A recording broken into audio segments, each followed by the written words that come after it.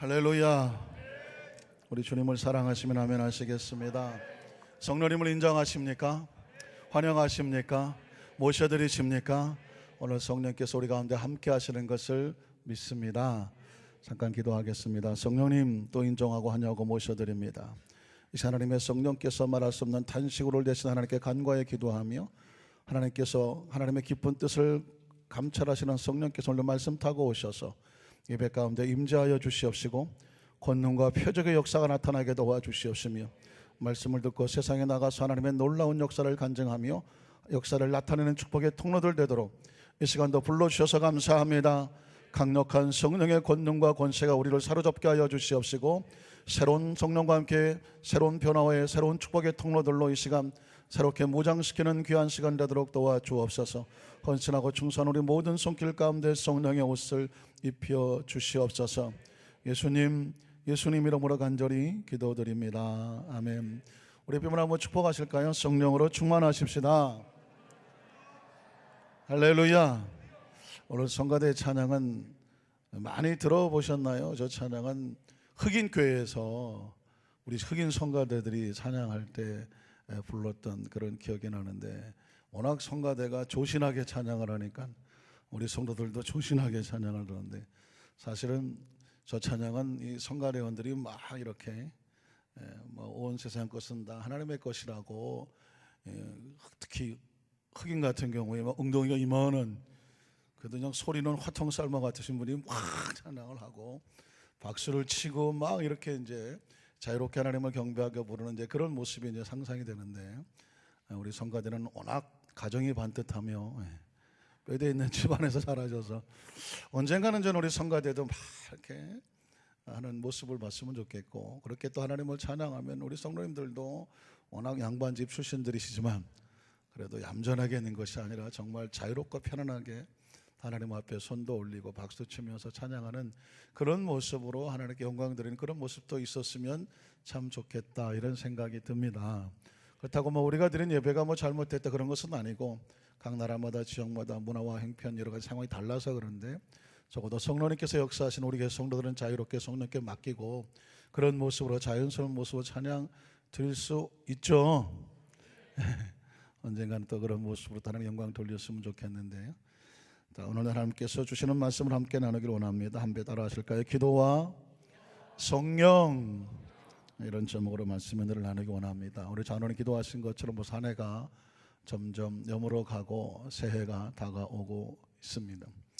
담임 목사 입장에서는 한 해를 마무리 짓고 새해를 또 맞이하는 입장에서 하나님 우리 교회 하나님의 성령께서 주시는 말씀이 무엇일까요? 늘 말씀을 구하게 되고 묵상하게 되는데 최근에 제가 묵상할 때마다 가슴속에 새겨지는 성경 구절 하나가 있는데 사도행전 1장 8절의 말씀입니다. 우리 순복음교회 성도들은 요절과 같은 말씀이죠. 눈 감고도 외워지는 건데 이렇게 시작하죠. 오직 성령이 너희에게 임하시면 너희가 무엇을 받고 권능을 받고 예루살렘과 유다와 사마리아 땅끝까지 무엇이 돼요? 내 증인이 되리라 하시니는 너무나 잘 하시는 말씀인데도요 그래도 또 말씀이 자꾸 묵상이 되고 또 마음판에 새겨집니다. 왜냐하면 두 가지 질문이 있어요. 한 가지 질문은 뭐냐면 왜 오직 성령인가 하는 겁니다. 다른 것도 많이 하나님께서 약속하시고 또 성경 속에서 많이 발견하게 되는데 왜 예수님께서는 오직 성령이라고 말씀을 하셨을까? 또 하나는 뭐냐면 오직 성령이라고 말하실 수밖에 없는 당시의 말씀에 선포되는 상황은 어떤 것일까 하는 거죠.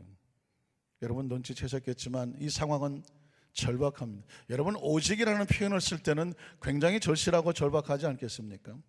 예수님께서 최후의 만찬과 그리고 이 승천하시기 직전에 나약하고 오합지졸 같은 그 제자들을 놓고 가슴 터져하며 그들의 마음을 위로하고 새롭게 무장시키기 위해서 예수님께서 꺼내드신 비장의 말씀은 바로 성령이셨기 때문에 그렇습니다. 이 상황을 알게 되면 이 오직 성령이 임하신다는 말씀은 그 당시 예수님의 제자들에게만 하신 말씀이 아니라 이 시대를 살아가는 저와 여러분에게도 너무나도 절박하고 절실한 말씀이죠. 우리가 기도할 때마다 늘 하나님께 엎드리면 부끄러운 것뿐이잖아요. 죄를 짓고 불의하고 추악하고 또 넘어지고 쓰러지고 일어서려고 몸부림치지만 또 유혹에 빠지고 함정에 빠져서 주님 앞에 엎드릴 때마다 부끄러운 모습을 서게 되는데 우리가 언제까지 이렇게 해야 되겠습니까?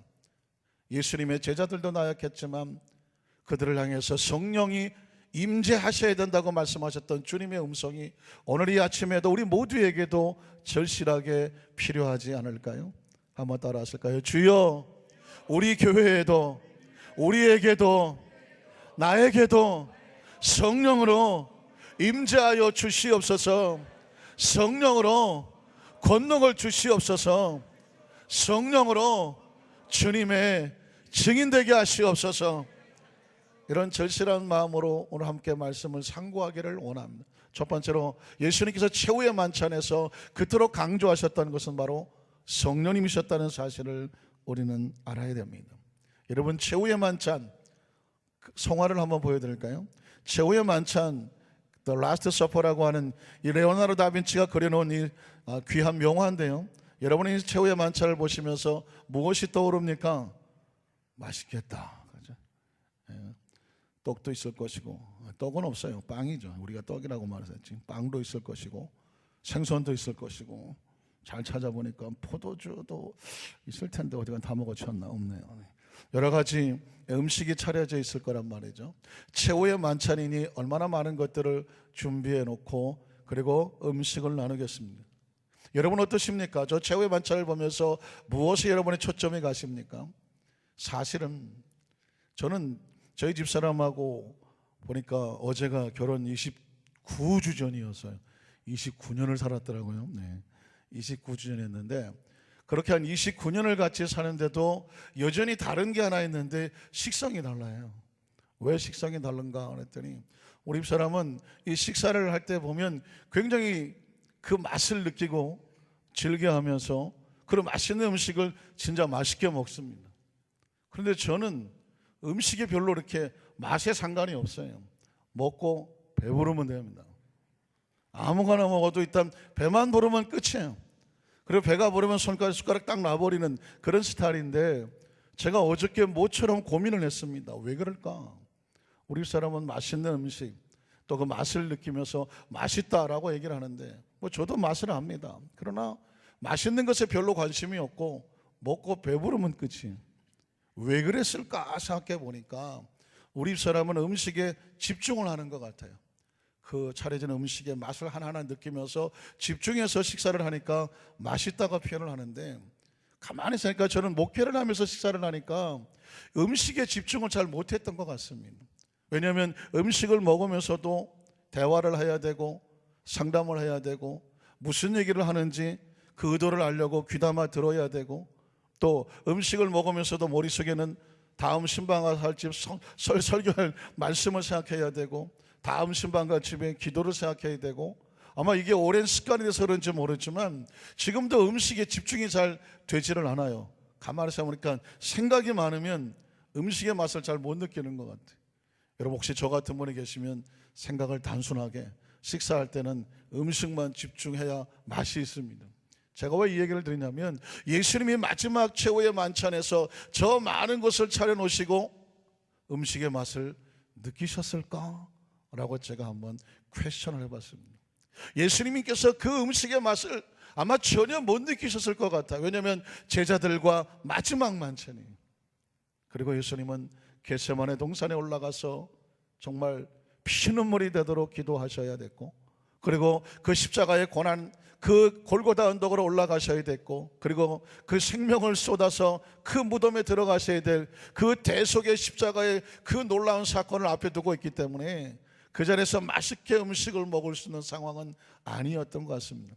그렇다고 한다면 예수님의 머릿속에 남아있는 머릿속에 지금 온통 차지하고 있는 생각은 뭘까요? 놀랍게도 예수님은 그 최후의 만찬에서 제자들과 나누는 요한복음 14, 15, 16, 17절의 주제는 성령이셨다는 것을 발견했습니다. 그 맛있는 그 귀중한 최후의 자리에서 예수님의 고백은 계속 성령, 성령, 성령, 성령 하셨어요. 예수님의 음성을 들어보시겠습니까? 요한복음 14장 16절로 18절을 보면 요한복음 14장은 마가다락방에 예수님의 최후의 만찬 속에 나오는 말씀입니다.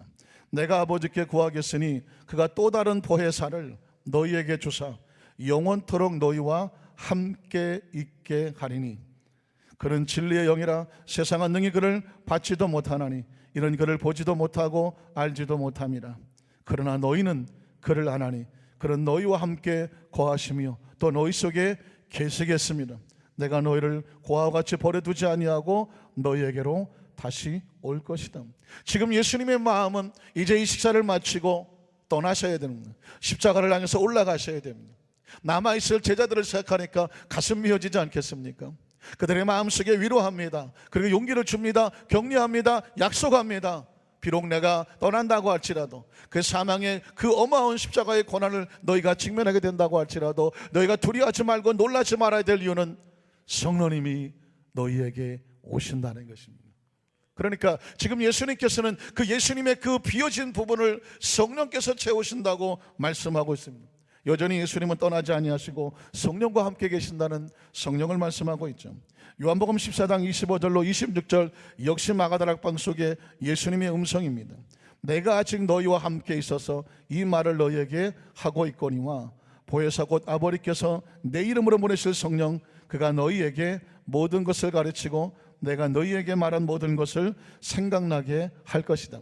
지금 예수님은 자신의 빈자리에 성령께서 오시면 그동안 예수님 말씀하신 것을 성령이 가르쳐 주시고 깨닫게 하시고 생각나게 하실 것이고 너희는 고아처럼 버려진 존재가 아니라 성령께서 너희와 함께 있는 것이니 성령이 함께 계신다면 내가 너희와 함께 있는 것과 같다라는 말씀을 합니다. 요한복음 15장 26절 27절도 역시 계속되는 최후의 만찬의 예수님의 음성입니다. 내가 아버지께로부터 너희에게 보낼 보혜사 곧 아버지께로부터 나오시는 진리의 성령이 오실 때에 그가 나를 증언하실 것이요 너희도 처음부터 나와 함께 있었으므로 증언하느니라. 그러니까 지금 예수님은 계속해서 제자들에게 관심을 성령으로 돌리도록 말씀하고 있습니다. 제자들은 지금 영문을 모르죠. 이 최후의 만찬의 의미를 모릅니다. 이제 만찬이 끝난 다음에 예수님이 십자가로 올라가신다는 상상도 되지 아니하고 무덤에 갇힐 거라고는 꿈도 꾸지를 못합니다. 그러는 제자들에게 예수님은 계속해서 성령에 대해서 집중적으로 그들의 마음속에 말씀으로 교육하고 말씀으로 채우고 계시는 것이죠. 요한복음 16장도 마찬가지입니다. 제가 아까 14장, 15장, 16장, 17장까지가 최후의 만찬의 말씀이라고 드렸는데 16장에도 여전히 예수님은 다른 이야기를 하는 것 같았지만 또다시 성령이었습니다. 내가 아직도 너희에게 이를 것이 많다는 것이죠. 지금은 너희가 감당하지를 못할 겁니다. 이해도 안 되고 상상도 안 되고 이해할 수 있는 능력 자체가 없으니까. 그러나 예수님은 그들에게 네가 때가 되면 나중에 알게 되는데 그건 뭐냐면 성령이 오시면 알게 된다는 거죠. 그래서 여러분 13절에 보면 그러나 진리의 성령이 오시면 그가 너희를 모든 진리 가운데로 인도하실 것이니 그가 스스로 말하지 아니하고 오직 들은 것을 말하며 장래일을 너희에게 알리실 것이다. 그가 내 영광을 나타내리니 내 것을 가지고 너희에게 알리겠습니다. 지금 예수님은 전혀 말귀를 잘 알아듣지 못하고 이해하지 못하는 제자들에게 지금은 내가 이렇게 말하는 것이 무슨 뜻인지 모르겠지만 성령이 오신다는 것입니다. 그분은 진리의 성령이시라 지금 내가 너에게 말하는 모든 것을 성령께서 깨닫게 해주실 것이다. 그러니 어떻게 하라고요? 성령을 기대하고 기다리라는 것입니다. 자, 여러분, 성령님이라는 것이 오직 성령이 너에게 임하시면 지금 예수님은 모든 포커스, 초점을, 중심을 그리고 그 주제를 성령으로 제자들에게 마지막으로 쏟아놓고 있는 것을 보게 됩니다. 제가 여러분 하나님과 예수님과 성령님의 관계를 이렇게 정리해 드릴게요. 하나님은 약속하시는 하나님, 그렇죠? 그래서 하나님의 말씀을 구약과 신약이라고 말하지 않습니까? 그러니까 하나님의 말씀은 약속이다. 올드 테스타먼트, 뉴 테스타먼트 하는 게 뭐냐면 약속이라는 것이거든요. 근데 하나님은 약속하신 하나님이죠. 예수님은 하나님의 사랑을 갖고 오셨죠. 하나님이 세상을 이처럼 사랑하셔서 독생자를 땅에 보내주셨다고 했으니까 예수님은 그 약속의 하나님의 사랑과 마음을 가지고 이 땅에 오셨습니다. 낮아지고 이제 성탄절이 다가오는데 성탄의 의미도 사랑으로 이 땅에 찾아오신 예수님이고 이 땅의 삶 속에서 하나님의 사랑을 끊임없이 치유하시고 병을 고치고 귀신을 쫓아내며 말씀을 가르치시면서 하나님의 사랑을 행하셨고 그리고 그분은 마지막 십자가도 하나님의 사랑이고 부활도 사랑입니다. 그 사랑에 하는 예수님께서 제자들에게 하나님의 약속대로 예수님의 이름으로 보내시는 또 한 분의 하나님이 계시는데 그분이 누구라고요? 성령 하나님입니다. 그러니까 지금 이 시대 속에서 우리에게 절실하고 절박한 것은 뭐냐면 하나님의 약속을 믿고 예수님의 이름으로 구해서 우리 가운데 함께 계시는 성령님께서 우리 가운데 함께 계시고 성령님을 구해야 될 것을 믿습니다. 그렇다고 한다면 또 한 가지 예수님께서 약속하셨고 구하셨던 마지막 승천 징전까지 제자들에게 하셨던 말씀은 바로 성령이라는 사실도 아셔야 됩니다. 오직 성령님 속에는 최후의 만찬에도 성령님이셨고 마지막 승천하시기 전에도 성령님이셨습니다. 마지막 유언이라는 것은 굉장한 의미가 있습니다. 많은 얘기를 들었지만 마지막 세상을 떠나기 전 운명하기 전에 그 하는 마지막 말에 우리는 관심이 있지 않겠습니까? 다른 어떤 것보다 소중하지 않겠습니까? 그래서 아주 가장 단순한 것이 가장 임팩이 있어요. 그래서 여러분 저는 예수님의 마지막 이 말씀을 하실 때마다 꼭 청개구리가 생각이 나요. 왜냐하면 말 더럽게 안 되는 걸 뭐라 그래요? 청개구리. 어렸을 때 별명 청개구리. 손 들어보세요. 청개구리. 자수하자. 청개구리 손 하나도 없네. 그런 것 같아요. 여러분 그렇게 생겼어. 엄청 말 잘 듣게 생겼어요. 그런데 이 청개구리가 얼마나 말을 안 들었든지 오죽하면 그 어머니가 유언을 남길 때 저놈의 자식이 내가 양지 바른 곳에다가 묻어두라고 하면 보나마나 어디다 묻어둘 것 같아요? 저 개울가에 가다 묻어둘 것 같아서 어머니가 마지막 순간까지 머리를 써서 드디어 놀라운 지혜를 발견하죠. 내가 죽으면 어디다 묻어라? 저 개울가에 갖다 묻어라. 어디다 묻을 줄 알고 양지 바른 곳에 묻을 줄 알고 그런데 이 청개구리가 막판에 개과천선을 했어요. 개과천선을 해서 내가 이때까지는 엄마 말을 안 들었지만 엄마의 마지막 유언이니 그 말은 들어두자. 그래서 어디다 묻어요? 저 개구리가 아니라 저 개울가에다 갖다 물어서 뭐 지금도 비만 오면 무덤이 떠나갈까 봐 깨굴깨굴 거린다. 여러분 아이들이 읽는 이소부와 같지만요 굉장한 의미가 있습니다. 그 마지막 유언이라는 것은 말을 안 듣는 꾀구리도 지키더라. 예수님께서 이 땅에 수없이 많은 말씀을 하셨지만 마지막 상권에 우리에게 주셨던 말씀에 여러분 관심이 있으십니까? 하나님께서 그 예수님을 통해서 마지막에 그 최후의 순간에 주신 말씀의 주제도 역시 성령이었다는 것입니다. 누가복음 24장 44절로 49절에 보면 또 이르시되 내가 너희와 함께 있을 때에 공생의 3년 6개월이죠. 너에게 말한 바 곧 모세의 율법과 선지자의 글과 시편에 나를 가리켜 기록된 모든 것. 자, 아까 말씀드렸죠. 하나님은 약속의 하나님이시다. 나를 가리켜 기록된 모든 것, 하나님의 약속이 어떻게 돼요? 이루어져야 하리라 한 말이 이것이다. 하나님은 약속하시고 예수님은 완성하시는 거죠. 이에 그들의 마음을 열어 성경을 깨닫게 해주시고 또 이르시되 이같이 그리스도가 고난을 받고 제3일에 죽은 자 가운데서 어떻게 하십니까? 살아날 것과 또 그의 이름으로 죄사함을 받게 하는 회개가 예루살렘에서 시작하여 모든 족속에게 전파될 것이 기록되었으니 자 너희는 하나님의 약속의 말씀이 예수 그리스도로 말미암아 완성된 이 모든 일의 뭐다? 증인이다. 제자는 뭐냐? 증인입니다. 한번 따라하실까요? 제자는 증인이다. 크리스찬은 증인이다. 크리스찬은 교회 다니는 사람이 아니에요. 크리스찬은 성도와 신자로 끝나지 않아요.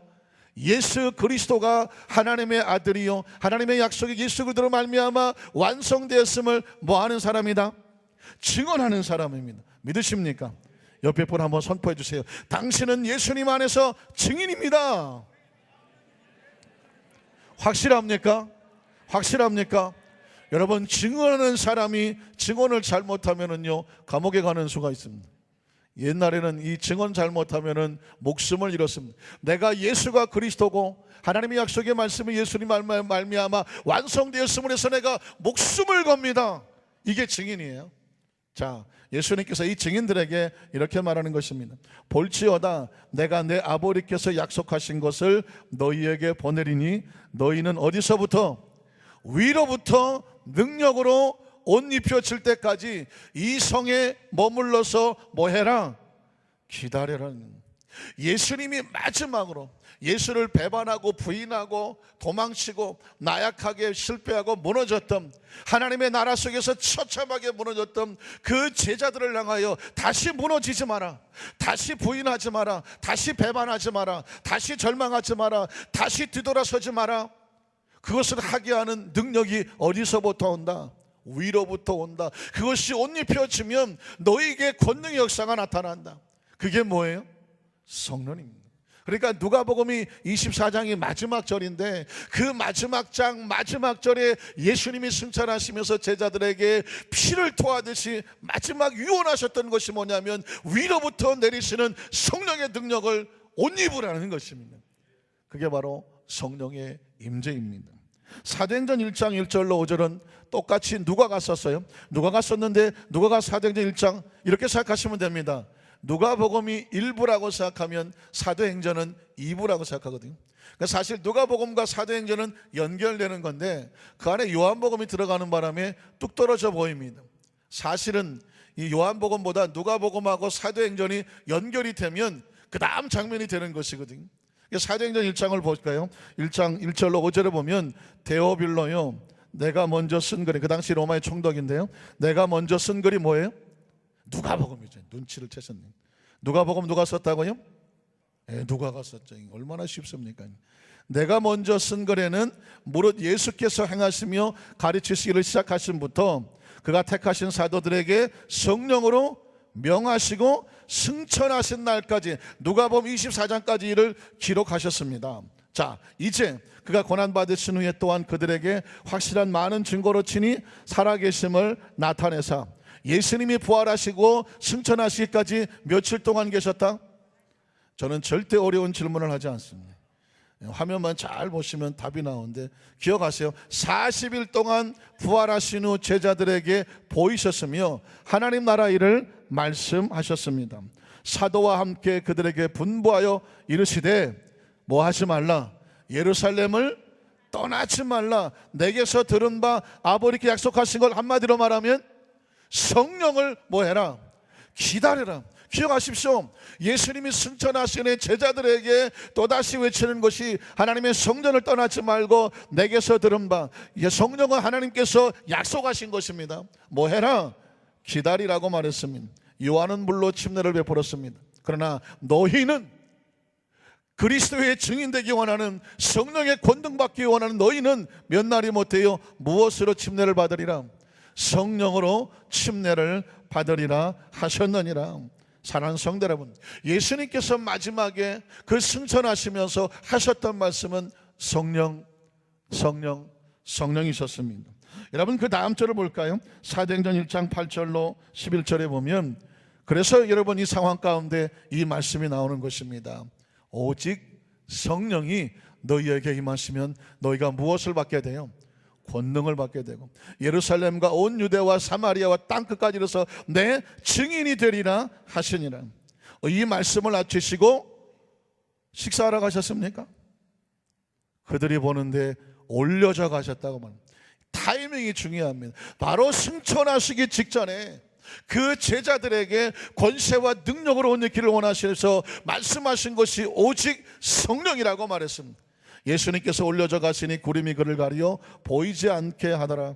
올라가실 때 제자들이 자세히 하늘을 쳐다보고 있는데 흰옷 입은 두 사람이 그들 곁에 서서 이르되 갈릴리 사람들아 어찌하여 서서 하늘을 쳐다보느냐?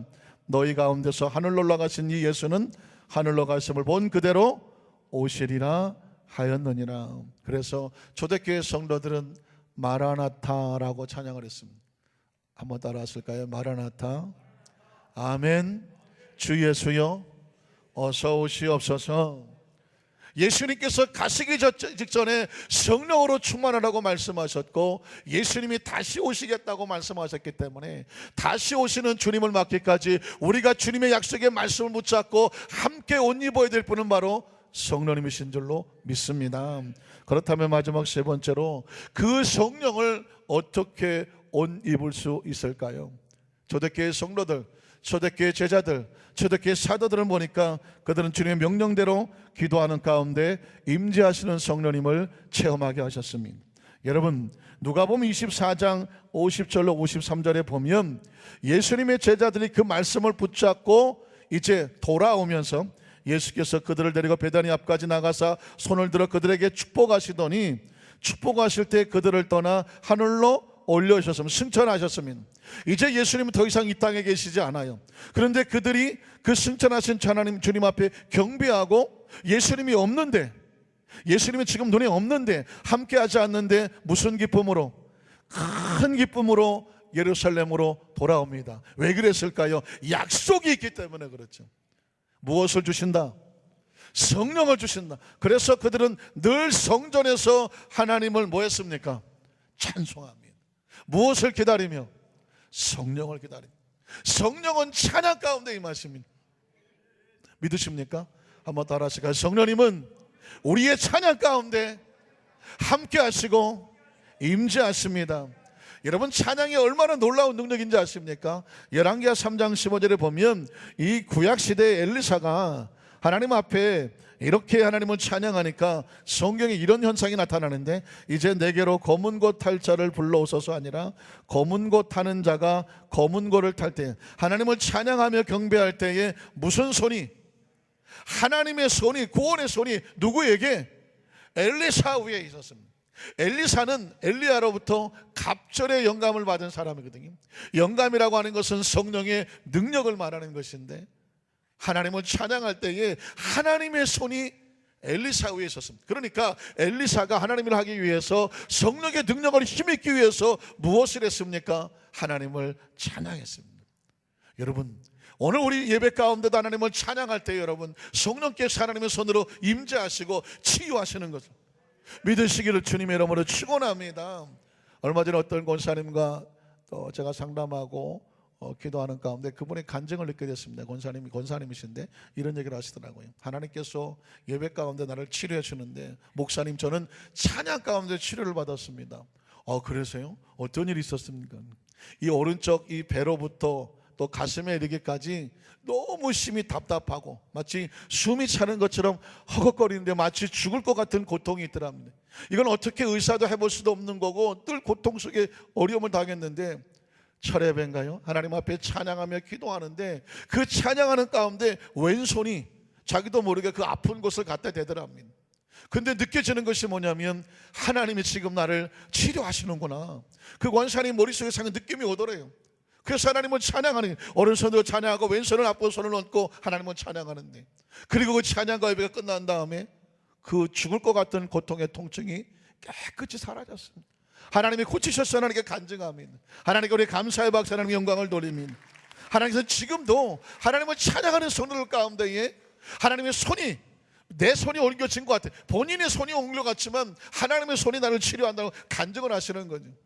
여러분, 저는 이 찬양 가운데 나타나는 하나님의 역사를 생각할 때마다 결코 잊혀지지 않는 그 간증이 하나가 있는데, 1982~3년도 84년도 5년도 쯤에 의정부에 살았습니다. 제가 의정부에 살았는데, 혹시 의정부를 아시는 모르겠지만 그 의정부에 시장이 있거든요. 한 번씩 시장에 가면 여러 가지 뭐 맛있는 것도 있고 재미난 구경거리도 있는데, 한 번은 보니까 사람들이 구름대같이 몰려 있어요. 그래서 그냥 못 지나가죠. 왜 사람들이 이렇게 많이 몰렸나 구경을 하게 되죠. 아마 그때 저희 집사람도 같이 갔던 기억이 있는 것 같은데, 그런데 정말 눈 뜨고 못 볼 상황이 하나 있었습니다. 그건 뭐냐면, 몸에 중풍이 들으신 분인데 아마 나중에 알고 보니까 이제 알코올 중독으로 인해서 심한 중풍이 왔는데, 이분이 의정부 바닥에서 이 팔꿈치하고 무릎 위에다가 막 고무 같은 걸 대고 바닥을 기고 있어요. 그분이 무슨 뭐 구걸을 하는 것 같지는 않았는데, 그 몸이 마비된 것을 어떻게든지 움직이려고 했는지 그 의정부 시장바닥 그 많은 사람들 앞에서 땅바닥을 기고 있더라고요. 근데 사람들이 그 모습을 보려고 다 구름대같이 몰려있어. 동정하고 찌찌거리고, 그리고 또 그냥 아이고 어떡해 뭐 이러시는 분도 있는데, 저도 보니까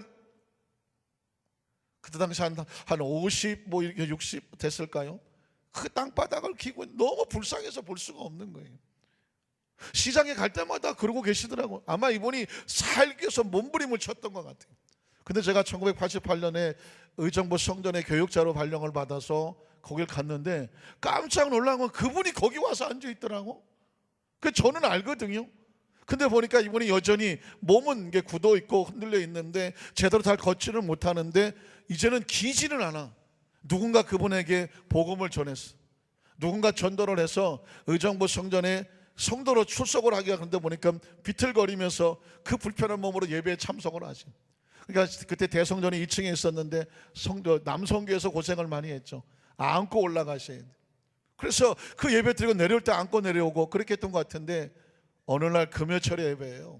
아시는 것처럼 찬양하고 말씀 끝나고 찬양하고 통성으로 기도하고 죄종들이 안수하지 않습니까? 저도 뭐 성도들 다 안수하고 지나갔어요. 마침 그분이 있었어요. 그러면 전 그분이 옛날에 땅에서 기던 걸 알기 때문에 얼마나 불쌍합니까? 간절히 기도해드렸어요. 그리고 나서 기도가 끝나고 난 다음에 이제 찬양을 하잖아요. 예수님 찬양, 예수님 찬양할 때 할렐루야 할 때 손을 이렇게 하잖아요. 저 깜짝 놀랐어요. 저 뒤에 있다가 그분이 이 팔을 못 쓰시는 분이거든. 근데 뒤에서 보니까 할렐루야 이거를 하고 있는 거예요, 두 팔로. 여러분은 안 놀랐지만 엄청 놀랐어요, 저는요. 그러니까 깜짝 놀라갖고 예배 끝난 다음에 아니 어떻게 되신 거예요 했더니 자기도 모른대요. 할렐루야를 하는데 자기 손이 올라가서 할렐루야 자기도 하고 있어. 진짜 하나도 안 놀라시네. 하나님께 우리 감사의 박수 한번 드릴까요? 그런데 더 놀라운 일이 벌어졌어요. 그 다음 주일날 보니까 기가 막힌 일이 벌어졌는데, 이분이 옛날에 같이 술 먹던 사람들, 그 술 친구들, 근데 하나같이 다 몸이 굳었어. 그러니까 중풍이 다 오셔. 한 5명이 저기서부터 와. 그분들을 다 전도해. 본인이 이게 펴지니까 옛날 술 친구들을 다 전도해서 주일날 이제 데리고 오는 거예요. 그런데 5명이 여러분 몸을 비틀고 이렇게 오는 걸 생각해 보세요. 그러다 보니까 그 5명을 남성계에서 그 전부 다 안 하다가 대성전에 올려. 지금 생각하니까 남성계 지금 엄청 고생했어요. 좀 기가 막힌 장면이었는데, 저는 그때 깨달은 것이 있습니다. 예수님 찬양, 그 찬양하다가요 이 팔이 펴지더라고요. 저만 놀래고 여러분은 안 놀랐어요. 기억하십시오. 찬양 가운데 하나님의 강력한 영. 그래서 저는 여러분 찬양할 때 절대로 엇들어하지 않아요. 늘 아는 찬양이고 늘 부르는 찬양이지만 전 찬양에 기대감이 있습니다. 막혀진 것이 뚫어지게 하여 주시고 마비된 것이 풀어지게 하여 주시옵시고. 왜냐하면 찬양 가운데 하나님의 손이 임재하신, 엘리사도 하나님의 찬양하면서 그 손이 임하셨다고 말하거든요. 여러분 합심으로 기도하는 가운데 성령이 함께 하십니다. 사도행전 1장 12절로 14절에 보면 예수님의 명령을 들었던 사람들이 제자들 하나님을 찬양했다고 말했죠. 또 돌아오면서 무엇을 했을까요? 제자들이 감난원이라는 산으로부터 예루살렘에 돌아오니 이 산은 예루살렘에서 가까워 안식일에 가기 알맞은 길이라 그들이 들어가 그들이 유하는 다락방으로 올라가니 베드로, 요한, 야고보, 안드레와 빌립, 도마, 바돌레모, 마테오 및 알페오의 아들 야고보, 셀로닌 시몬, 야고보의 아들 유다가 다 거기 있어서 여자들과 예수의 어머니 마리아와 예수의 아우들과 더불어 마음을 같이 해서 뭐예요? 오로지 기도에 힘쓰더라. 성경에 기도하는 장면 많이 나오죠. 그런데 이 장면은 더 특별합니다. 무엇을 기다립니까? 성령을 기다립니다. 누구의 약속대로? 하나님의 약속대로. 누구의 이름으로? 예수님의 이름으로. 그들은 함께 모여서 성령 받기를 기도하고 있습니다. 저는요 2016년도에 우리 안산교회 성도들에게 담임 목사로서 간절한 바람이 있다고 하면, 하나님 우리 안산교회 기도회에, 특별히 철야 기도회에 이 성전을 가득 채울 수 있는 마음을 같이 하여 오로지 성령 받기를 구하는 그 기도의 용사들로 이 재단을 채워 주시옵소서. 왜냐하면 우리 안산의 희망은 어디에 있어요? 우리 안산 교회에 있어요. 다른 교회 성도를 보면 뭐야 그럴지 모르겠지만 이유가 있다니까. 우린 성령님을 사모합니다. 성령님 역사를 구합니다. 성령이 있어서만큼은 가장 강력하고 절실하게 우리가 구해야 되잖아요. 그러니까 우리 교회 성도들이 그 다 같이 철회에 모여서 성령으로 한 사람도 빠짐없이 충만하고 나가서 이 안산에 희망을 줘야 된다니까. 여러분이 성령 받지 않으면 안산에 희망이 없어요. 막 저만 그렇게 얘기하는 거지만, 여러분, 그래서 우리 성가대가 전 철회 예배도 보고 싶어요. 아멘을 한마디도 안 하니까요. 아니, 왜 철회 예배를 못 오시냐 그랬더니 11시 이렇게 넘어 끝나고 하면 집에 가서 또 씻고 다음날 출근을 해야 되는데 좀 불편하시다고 그래요. 그러면 저는 철회 예배를 좀 앞으로 땡길 용의도 있어요. 중요한 것은 시간이 중요한 것이 아니라 우리가 얼마나 함께 모여서 예수님의 제자들도, 아니 심지어 그 예수의 어머니 마리아도, 그 형제들도 예수님의 말씀을 듣고 그 다락방에 모여서 전혀 오로지 마음을 같이하여 기도에 힘썼다고 말하는데, 지금 이 시대 속에서 하나님께서 새로운 역사 우리 안산께 주시려면 우리가 다 같이 모여서 한 마음을 해서 성령 받기를, 성령 임재하기를 뭐 해야 될까요? 기도에 힘써야 되지 않겠습니까? 제가 성가대만 얘기하니까 성도들이 굉장히 마음을 안심하는, 난 성가대 아니니까. 여러분도 나오셔야지, 여러분도. 그래서 2016년도에 하나님 이 안산의 희망을 우리 교회에 주신다고 한다면 내년부터는, 아니 이번 주도 괜찮아요. 그 몇철에는 하나님 우리를 철회 예배에 모여서 오순절 마가다락방처럼 우리도 이 자리에 함께 모여서 기도에 전념하도록 주님 우리를 보내주시옵소서, 이끌어 주시옵소서. 금요철 예배에 나오지 않으면 마음이 뜨거워 견딜 수 없게 하여 주시옵시고, 다른 데 가서 앉아있으면 마음이 징숭생숭하게 하여 주시고, 마음이 불안해서 견디지 못하게 하여 주시고, 일찍 자려고 누웠는데 잠이 오지 않게 해주시고, 밤새도록 그냥 기도 안 하면 안 되겠구나. 여러분, 제가 조커처럼 보이지만 예수님이 승천하시면서 절박하게 요구했던 것은 성령 받기를, 예루살렘 모여서 기도하라고 말해요. 그리고 모인 곳이, 그래서 임하시는 것이 여러분 성령입니다. 여러분 사도행전 2장 1절로 4절에 보면 오순절 날이면 이름에 그들이 다 같이 한 곳에 왜 모였어요? 그날도 성령 받기 위해서 한 마음으로 성령을 기대했습니다. 그랬더니 호련히 하늘로부터 급하고 강한 바람 같은 소리가 있어 그들이 앉은 온 집에 가득하며 마치 불의 엿처럼 갈라지는 것들이 그들에게 보여 각 사람 위에 하나씩 임하여 있더니 그들이 다 성령의 충만함을 받고 성령이 말하게 하심을 따라 성령의 역사하신 대로 다른 언어들로 말하기를 어떻게 해요? 이제 새로운 세대는 성령과 함께 출발하는 것입니다. 하나님은 약속이고 예수님이 살아가셔서 이름으로 역사하시고 명령하셨던 거 뭐냐? 너희가 성령 충만 받으라. 여러분, 저 장면 오순절 마가다락방에 임했던 성령의 모습인데, 이 말씀을 붙잡고 순종하는 것은 모여서 기도하면 성령께서 진동하셨습니다. 여러분은 성경 본문을 읽고 말씀을 마칩니다. 사도행전 4장 23절 31절에 보면 그들이 이 말씀을 받았기 때문에 사도들이 모임에 그 동력에 가서 제사장들과 장로들의 말을 다 알리니 그들이 듣고 한 마음으로 하나님께 뭐 했어요? 소리를 높여 이루어야 돼. 우리 안산교회가 한 마음으로 다 같이 모여서 소리를 높여서 기도를 해야 돼요. 성령이 임재하시라고. 그들이 듣고 한 마음으로 하나님께 소리를 높이 이르되 대주제여 천지와 바다와 그 가운데 만물을 지으신 이시요 또 주의 종 우리 성 다윗의 입을 통하여서 성령으로 말씀하시기를 어찌하 열방이 분노하며 족속들이 어사를 경영하였는고 세상의 군왕들이 나사람의 관리들이 함께 모여 주와 그의 그리스도를 그리스도와 크리스찬들을 대적하고 있습니다. 27절에 보니까 과연 헤롯과 본디오 빌라도는 이방인과 이스라엘 백성을 합세해서 하나님께서 기름 부으신 거룩한 종 예수를 거슬러 하나님의 권능과 뜻대로 이루려고 예정하신 것을 행하려고 이 성에 모였습니다. 중요한 것은 주여 이제도 그들의 위협함을, 지금 우리의 당한 여러 가지 문제와 원수들의 공격과 그 위협함을 굽어보시옵소서. 또 종들로 하여금 우리로 하여금 담대히 하나님 말씀을 전하게 하여 주시오며 손을 내밀어 병을 낫게 하시옵고 표적과 기사가 거룩한 종 예수의 이름으로 이루어지게 하시옵소서 하더라. 그랬더니 빌기를 다음에 모인 곳에 진동하더니 무엇이? 무리가 다 성령이 충만하여 담대히 하나님 말씀을 전하더라고 말했습니다. 하나님의 약속도 중요합니다. 그리고 예수님의 그 생명과 이름도 중요합니다. 그런데 이 모든 것을 이 땅의 삶 속에서 운행하시는 분이 바로 성령님입니다. 어떻게 하시겠습니까? 2015년도를 마무리 지며 결단하고 각오하십시오. 2016년을 출발하면서 하나님, 이제는 우리 모두가 성령으로 충만하길 원합니다. 누가 다른 사람 볼 거 하나도 없습니다. 다 같이 모여서 예수님의 약속의 말씀에 따라서 우리는 성령을 구해야 됩니다.